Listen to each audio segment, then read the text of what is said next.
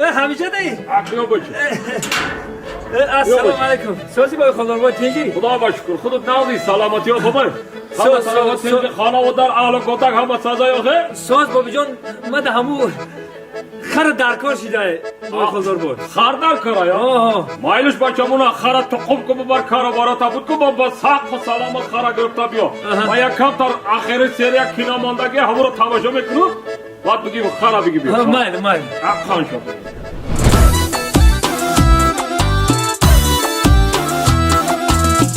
نواری رو دارم رقصای خوش رو دارم روی فرشته دیدم راستی گفتی خاریدم خوشحالم خوش فلم روز شب و گوش خیلم خوش قد و قامت بدای صاف و سلامت بدای دست به تقا دستم تا قیامت یار دستم دستمتم به دستم و دستی پل پرستر زندگی منظور شبه خانه پری پل شبه زیل کنیم زندگی به همه مخول شبه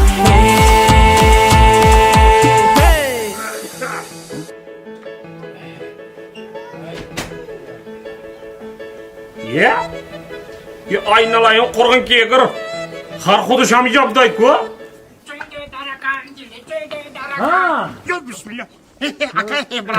ساز چیز کنم چو کدی Hiç hem şomadı sada çok edittim. هیچی منم دختر بزنی گرفتم من مهمونم Emniyetim ki kafayı da sma sarak kholdisa.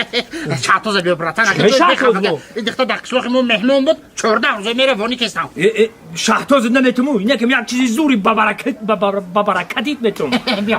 اینه انا دیدی را انا اینه بگی Tu diyor ne ki mey pariki angama çimekinin.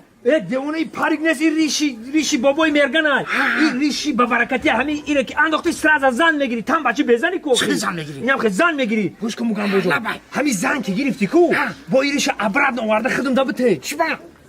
اوخی ولی خیلی چوجا چکا در قشلاق خمون مهمون بسیار میشه با Donjon ajon. Tu sagara şostaya. Toy mehmon. Mere brata. Arışa bakaf.